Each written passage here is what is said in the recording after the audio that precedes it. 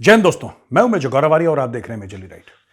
मालदीव्स में सरकार बदली और नई सरकार का यह फरमान है कि भारतीय सैनिक जो वहां पे हैं हम उनको निकाल देंगे। अच्छा, ये धमकी काफी टाइम से आ रही है, काफी टाइम से हम ये कर देंगे, हम वो कर देंगे, हम ऐसा कर देंगे, वैसा कर देंगे।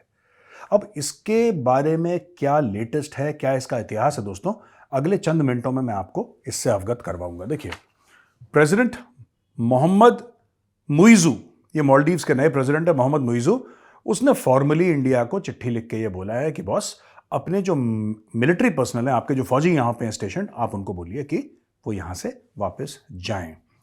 अच्छा, एक कोई डेडलाइन नहीं रखी उन्होंने कि इस तारीख तक निकाल दीजिए, उन्होंने सिर्फ ये बोला है कि आप निकाल दीजिए।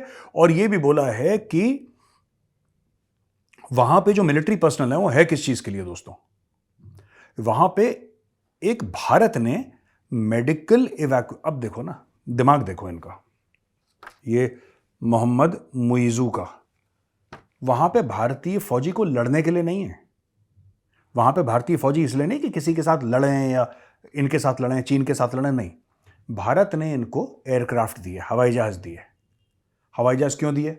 हवाई जहाज इसलिए दिए कि अगर मालदीव्स वाले, ठीक है, अगर फंस जाएं कहीं पे, क्योंकि आसपास समुंदर है, तो मेडिकल इवैक्यूएशन हो पाए, मरीजों को मेडिकली इवैक्यूएट करा जाए, इसके लिए भारत ने उनको जहाज दिए। सुनिए, दिमाग देखिए इनका, ये मोहम्मद मुइजू का दिमाग देखिए, ठीक है।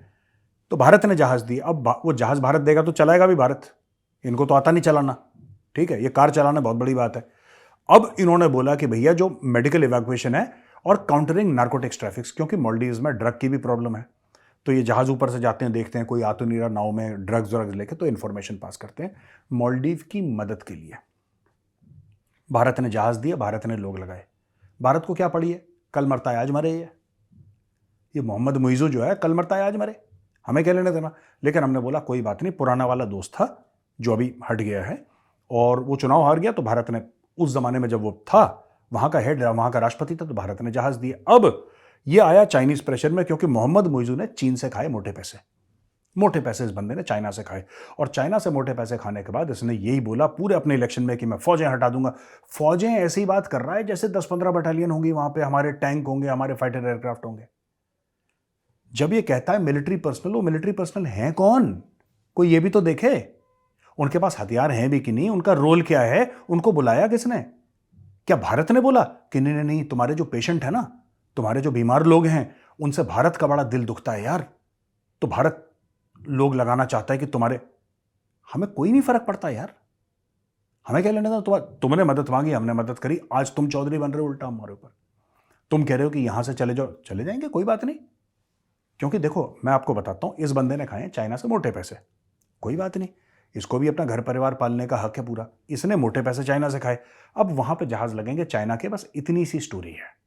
चाइना का जो प्यादा है वो ऊपर आ गया फिलहाल के लिए। अच्छा जी, मोइजू ने फॉर्मली कन्वे करा नई दिल्ली को रिक्वेस्ट कि आपके जो मिलिट्री पर्सनल हैं वहां से आप हटाइए उनको वहां से, और meeting with India's minister of earth sciences Kiren Rijiju ji के साथ उनकी मीटिंग हुई, और जिन्होंने रिप्रेजेंट करा था प्राइम मिनिस्टर नरेंद्र मोदी को वहां पे सेरेमनी में। और माले जो है कैपिटल है वहां की मालदीव्स की, मिलिट्री पर्सनल वहां से विड्रॉ करिए। तो दोस्तों पहले इब्राहिम मोहम्मद सोले था, इसके पहले मिजीजू के पहले जो था, तो वो ये एयरक्राफ्ट वगैरह लेकर आया था। और ये जो बंदा है इसने प्रॉमिस कर दिया, क्योंकि ये देखिए इंडिया को ये लग रहा था कि यार चाइना वहां पे अपना इन्फ्लुएंस बढ़ाएगा, ठीक है, और चाइना ने क्या करा, चाइना ने इसको मोटे पैसे दिए। अब इसने पैसे खा लिए, अब अपने मालिक के सामने दुम तो हिलाएगा ये, तो ये दुम हिला रहा है दोस्तों। लेकिन फिर भी ये बंदा चालू है, ये सोच रहा है कि इंडिया से अगर बेहतर डील मिल जाए, इंडिया से अगर मुझे बेहतर डील मिल जाए तो फिर मैं इंडिया के साथ चला जाऊं।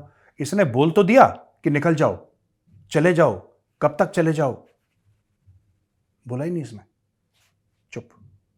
और एक और चीज, ठीक है, जब इंडिया ने कहा कि ठीक है आपने बोल दिया चले जाओ, तो उसने बोला नहीं नहीं हम बात कर सकते हैं इसके बारे में यार, लेट्स टॉक अबाउट इट। तो क्या ये प्रेशर टैक्टिक्स है, ये तो समय ही बताएगा। क्या वो सचमुच चाह रहा है कि भारतीय वहां से चले जाएं, कि ये प्रेशर टैक्टिक्स है कि मुझे जो चाइना से डील मिली थी, मैं चाइना का तो पैसा खा ही लूं, इंडिया से ज्यादा पैसे ले लूं। दोस्तों देखते हैं आगे चल के क्या होता है, लेकिन फिलहाल के लिए देखिए बात यह है कि पूरी दुनिया में ना, ये भारत और चाइना के बीच में ये जो दांव पे चल रहा है, ये अभी शुरुआत हुई है इसकी, अभी ठीक से जोर नहीं पकड़ा, भी जोर पकड़ेगा। अब ये जोर पकड़ेगा। और सिर्फ भारत के नेबरहुड में नहीं, आपको अभी तक लग रहा है सिर्फ बांग्लादेश में हो रहा है, श्रीलंका में हो रहा है, नेपाल में हो रहा है ना, ना दोस्तों, ये अफ्रीका में हो रहा है, ये धीरे धीरे लैटिन अमेरिका तक। जैसे जैसे भारत का रुतबा बढ़ रहा है, जैसे जैसे भारत का रुतबा और आगे फैल रहा है, जिस तरीके से भारत ने बोला है ग्लोबल साउथ, अभी हाल फिलहाल में भारत ने सेकंड ग्लोबल साउथ कॉन्फ्रेंस रखी थी। It was a video conference, obviously पहली वाली तो उन्होंने एक्चुअली रखी थी, फिर अभी वीडियो से हुई है, वीडियो कॉन्फ्रेंस हुई है, जिसमें 120 से ज्यादा देशों ने शिरकत करी है, they have taken part in it. तो भारत जो है वो एमर्ज कर रहा है as leader of the Global South. Global South में है दुनिया भर के गरीब दोस्त, और मोदी जी ने यही वादा करा था कि दोस्तों जिस दिन भारत को प्रेसिडेंसी मिली G20 की, भारत के कंट्रोल में आया G20 एक साल के लिए, तो भारत सिर्फ अपनी बात नहीं करेगा, भारत तुम्हारी भी बात करेगा, भारत पूरे ग्लोबल साउथ की बात करेगा। ग्लोबल साउथ में अफ्रीका भी है। चीन को कभी दिमाग में यह बात नहीं है, चीन कहता है भाई मैं तो अपनी बात करूंगा, अपना चाव चाव करूंगा, है ना, मैं अपना खाना खाऊंगा, मैं किसी के साथ बांटूंगा नहीं। भारत ने बोला नहीं, भारत ने बोला ठीक है, हमारे पास चीन जितनी 10 रोटियां नहीं है, हमारे पास हो सकता है सिर्फ 5 रोटियां हो, लेकिन वो पांचों भाई बांट के खाएंगे, सब लोग बांट के खाएंगे, थोड़ा हम खाना थोड़ा तुम खाएंगे, सबका थोड़ा थोड़ा पेट भरेगा। ये भारत का एक दोस्तों नीति रही है। चाइना की नीति विस्तारवादी है, भारत की नहीं है। और भारत ने इसीलिए अफ्रीका में वो क्लीन वाटर के प्रोजेक्ट्स में, आपको प्रोजेक्ट्स के हवाले से भी बड़ी इंटरेस्टिंग बात बताता हूं, मालदीव्स का ना पूरा एक परिप्रेक्ष्य में, खास कॉन्टेक्स्ट में आपको समझाता हूं कि चाइना का हर समय कहना है कि तुम्हें क्या चाहिए। किसी गरीब देश में गया, बिल्कुल गरीब, जहां लोगों को खाने को नहीं है, लोग भुखमरी से उनका हाल बेहाल है, मर रहे हैं लोग, दवाइयां नहीं है, बेसिक क्लीन ड्रिंकिंग वाटर नहीं है, वहां पे चाइना कहता है कि मैं जानता हूं तुम्हें चाहिए क्या। और बोलता जनाब क्या चाहिए हमें, तुम्हें चाहिए $3 अरब का इंटरनेशनल एयरपोर्ट। वो कहता साहब यहाँ पे शाम की रोटी का नहीं पता, आप इंटरनेशनल एयरपोर्ट बना रहे हो वो भी $3 अरब का, हमने तो कभी देखे भी नहीं 3 अरब, हम पैसा कहां से वापस देंगे आपको। कह कोई दिक्कत नहीं, पैसे की बाद में बात कर लेंगे। चाइना बना देता है इंटरनेशनल एयरपोर्ट, और उसके बाद वो पूरी की पूरी जमीन 99 साल के लिए, जैसे श्रीलंका से उसने हनुमनटोटा पोर्ट लिया था, आपको याद है, वही उसने करा। श्रीलंका पैसे वापस नहीं दे पाया, उसने पूरा का पूरा पोर्ट, बंदरगाह हड़प लिया, पूरा बंदरगाह हड़प लिया। यही काम चाइना अफ्रीका में करता है। जो उनको प्रोजेक्ट नहीं चाहिए वो चाइना बनाएगा, महंगे महंगे प्रोजेक्ट, और फिर पैसे के दम पे पूरी जमीन उनकी घेर लेगा। उनकी जो संप्रभुता है, उनकी जो सॉवरेनिटी है, उस पर सीधा वार करता है चाइना। ये चाइना की विस्तारवाद नीति है। लेकिन भारत ने क्या करा, भारत ने युगांडा में बोला कि नहीं यार, मुझे नहीं लगता आपको एयरपोर्ट वेयरपोर्ट चाहिए, आप बताओ आपको क्या चाहिए, हमें जो चाहिए या हमें जो लगता है वो छोड़ दो, आपको क्या चाहिए। तो उन्होंने बोला साहब हमारे गांव में ना पीने का पानी नहीं है। तो भारत ने बोला कोई बात नहीं।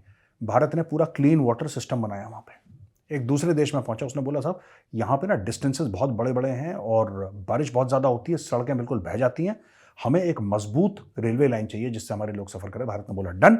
इंडियन रेलवेज ने वहाँ पे अफ्रीका के देश में बहुत लंबी एक रेलवे की लाइन। तो भारत जिस तरीके के प्रोजेक्ट्स कर रहा है, अफगानिस्तान में कर रहा है, जिस तरीके के बांग्लादेश में प्रोजेक्ट्स कर रहा है, वो कर रहा है जो कि वहाँ भारत को तो फायदा है ही, लेकिन वहाँ के आम लोगों को भी फायदा है। लेकिन चाइना जो प्रोजेक्ट्स करता है वो ये करता है कि सिर्फ चाइना को फायदा, और चाइना पूरा, जैसे जोंक होती है ना दोस्तों, जोंक की तरह पूरा खून चूस लेता है चाइना।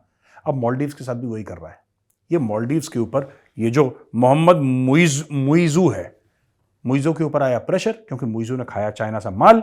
अब माल खा लिया, ये कह रहा है भारतीयों से निकलो, लेकिन कब निकलो ये नहीं बोल रहा है, ठीक है। और ये कह रहा है कि नहीं चलो यार एक बार बात कर लेते हैं, आपस में बातचीत कर लेते हैं। क्या बातचीत का मतलब क्या होता है, खर्चा पानी।